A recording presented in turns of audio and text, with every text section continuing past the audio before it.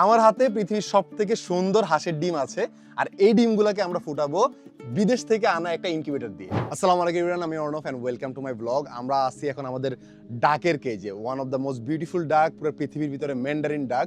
এগুলো ডিম কালেক্ট করতে, এরা বছরে একবার ডিম দেয়, আর এখন হলো ওদের ডিম দেওয়ার সময়। অলরেডি আমাদের ব্রিডিং বক্সগুলো যেগুলো আছে, এগুলোর ভিতরে বেশ কিছু ডিম আছে। আমরা এই হাঁসগুলোকে ব্রিডিং করতেছি অলমোস্ট 4 বছর ধরে। প্রথম বছর এই হাঁসগুলোকে নিজেদের ডিম নিজেদের ফুটানোর চেষ্টা করছিলাম আর কি। তো ওই সিজনে প্রবলেম হয়েছিল যে বাচ্চা যখন ফুটে, তখন আমরা তো জানি না যে কখন ফুটবে। বাচ্চা যখন ফুটে তখন বাচ্চা বের হয়ে বিভিন্ন জায়গায় চলে যায়, কারণ ওদের বাচ্চা খুব চঞ্চল হয়। হ্যাঁ, অন্যরকম একটা বিহেভিয়ার থাকে, নর্মাল হাঁসের বাচ্চার মতো না।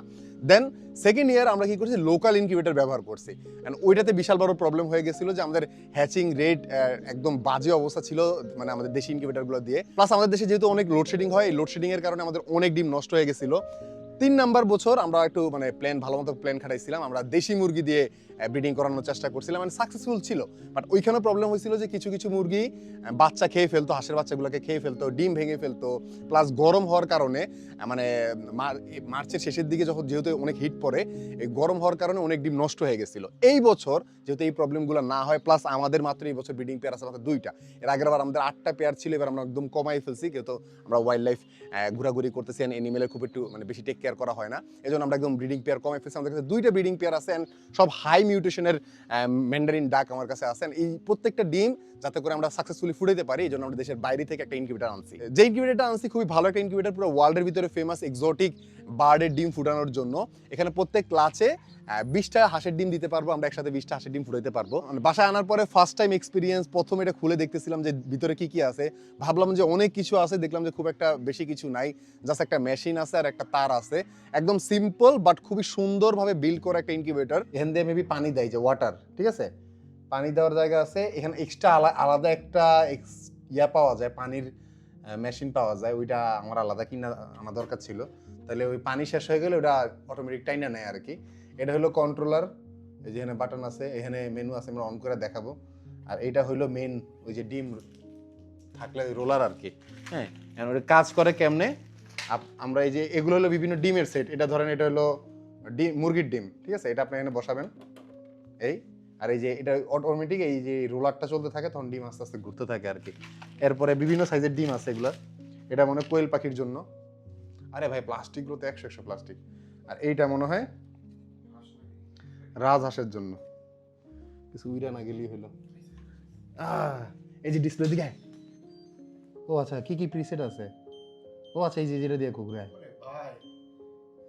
চিকেন হলে চিকেনের লোগো আসতে দিয়ে আসে। এই যে ডাকেরটা দেওয়া আছে, কি কি প্রিসেট করা আছে, কোয়েল, ফিসেন্ট, এই যে ফিসেন্টের একটা লোগো দেওয়া আছে, পিকক, গুস, দেখলে, হ্যাঁ, ওয়াইল্ড গুস, এরপরে জি ফিসেন্ট কি জানি না, টার্কি অ্যান্ড আদার বার্ড। এই যে আদার বার্ড আছে, ডাইনোসরের চিহ্ন, দেখছো, এটা দেখছো, খুব ইন্টারেস্টিং। আর সব থেকে মজার বিষয় হলো পুরো সিস্টেমটা যেহেতু খুবই ছোট, মাত্র 220 ভোল্ট পাওয়ার টানে, আর আপনি আপনার রুমের যে কোনো জায়গায় রেখে দিতে পারবেন। তো ছাদের উপরে ওভারহিটের কারণে ডিম নষ্ট হয়ে যাওয়া, বাচ্চা মুরগি খেয়ে ফেলা, অথবা লোডশেডিং এর কারণে আমাদের যেহেতু আমাদের বাসায় আইপিএস আছে, আর ছোট্ট একটা মেশিন, এটা খুব একটা বেশি কারেন্টও টানবে না। তো সারাদিন যদি কারেন্ট নাও থাকে, তাও আইপিএস এ খুব অনায়াসে এই মেশিনটা চলে যাবে, মনে হয় 2 দিন 3 দিন অনায়াসে চলবে, যদি 2-3 দিনও কারেন্ট না থাকে। আমাদের 2টা পেয়ার যেহেতু বলছি, যে এখানে 2টা পেয়ারই আছে, দেখা, এটা হলো আমাদের গোল্ডেন পেয়ারটা, আর এটা হলো আমাদের যে ক্লাসিক মেল, যেটা হলো মানে স্প্লিট, মানে হোয়াইট অ্যান্ড ক্লাসিকের থেকে বের হয়েছে। অ্যান্ড এটার সাথে আমরা একটা গোল্ডেন ফিমেল পেয়ার দিছি। সো এই পেয়ারটা, যে স্প্লিট গোল্ডেন পেয়ারটা আছে, এই পেয়ারটার ডিমগুলো হলো এইখানে ডিমগুলো দিছে। আমি দেখাই, দাঁড়াও, কালেক্ট করার আগে বললে, এই পেয়ার ডিম দিছে এইখানে, এই যে খুব সুন্দর নেস্ট বানায় ওরা এখানে ডিম দিছে। তো আমরা এই ডিমগুলোকে একটু মার্ক করে দেই, একটা স্টার মার্ক করে দেই, যাতে করে আমরা বুঝতে পারি যে এই ডিমগুলো আমাদের এই পেয়ারের ডিম। কারণ আমাদের কাছে বেশ কিছু ডিম আছে, আমাদের কাছে 2টা ফিমেল আছে যেগুলার মেল নাই। তো 2টা, ঠিক আছে, এটা হলো এই বক্স থেকে লাস্ট। এই দেশর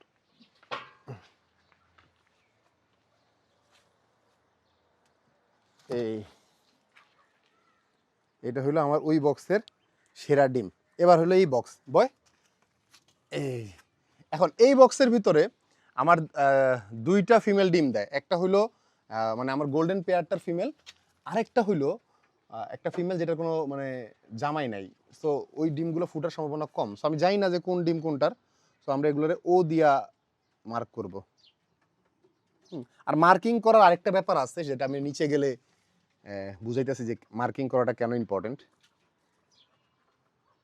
একটা ডিম ভাঙা মানে ভেঙে ফেলছিল এটার ভিতরে না, টোটাল আমরা যে কয়টা ডিম পাইছি এর ভিতরে একটা ডিম এই বছরে ভাঙা গেছে। তাহলে ওই বক্স থেকে আর নিলাম 8টা, এই বক্স থেকে নিলাম 6টা। কয়টা হলো 8 আর 6 14 না? আর এই একটা ডিম, এই ডিমের একটা ইন্টারেস্টিং ব্যাপার আছে।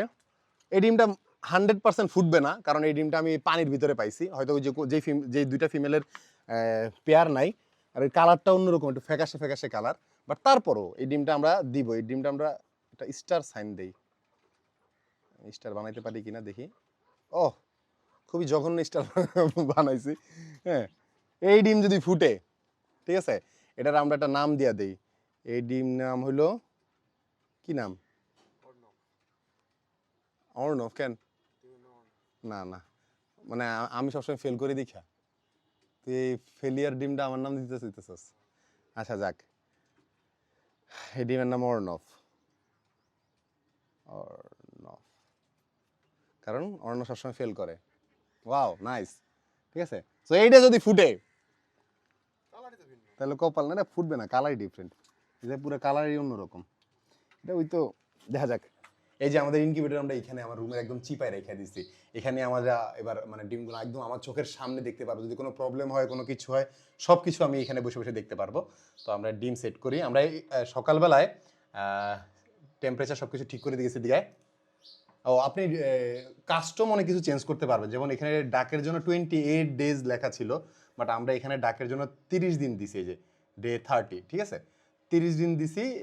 কারণ হলো আমি এর আগের এক্সপিরিয়েন্স থেকে বলতেছি যে হাঁসের ডিম ফুটতে, আমার ম্যান্ডারিন হাঁসের ডিম ফুটতে অলমোস্ট 29-30 দিন, ইভেন 31 দিনও লেগে যায়। সো আপনি এটা চাইলে চেঞ্জ করতে পারবেন। আর এইখানে মানে এই ইনকিউবেটরটার সব থেকে মজার বিষয় হলো সব কিছু প্রিসেট করা।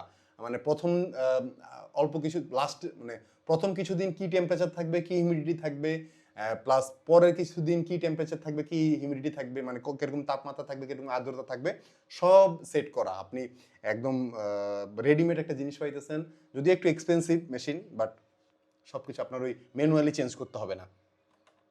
ওকে, এখন এই ঢাকনা সরাইয়া, ভিতরে ভালোই গরম হয়েছে। এই যে মার্কিং করার আরেকটা মজা, মানে এই মার্কিংগুলো দেওয়ার আরেকটা বড় রিজন হলো যে ডিমগুলো যে ঠিকমতো ঘুরতেছে কিনা এটা দেখার জন্য। দিকে আমরা ডিম বসাই এবার, বিসমিল্লাহির রহমানির রহিম। দিকে প্রথম ডিম এখান থেকে যে আমরা এখানে দিয়ে দিব, যাতে করে ডিমগুলো ভালো মতো ঘুরলে আমরা বুঝতে পারি যেগুলো হলো আমার স্টার ডিম। সো এগুলোরে আমরা প্রথম দিকে দিই। 3 4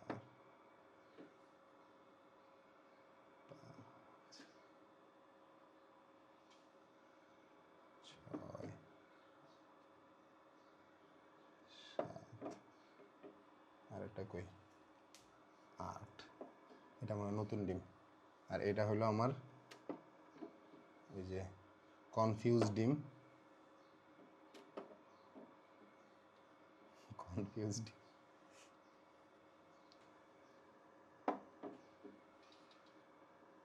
আর এটা হলো আমার সিগনেচার করা ডিম, যেটা 100% ফেল করবে, ঠিক আছে।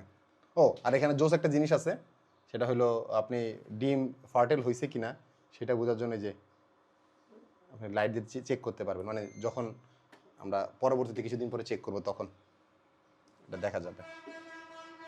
এই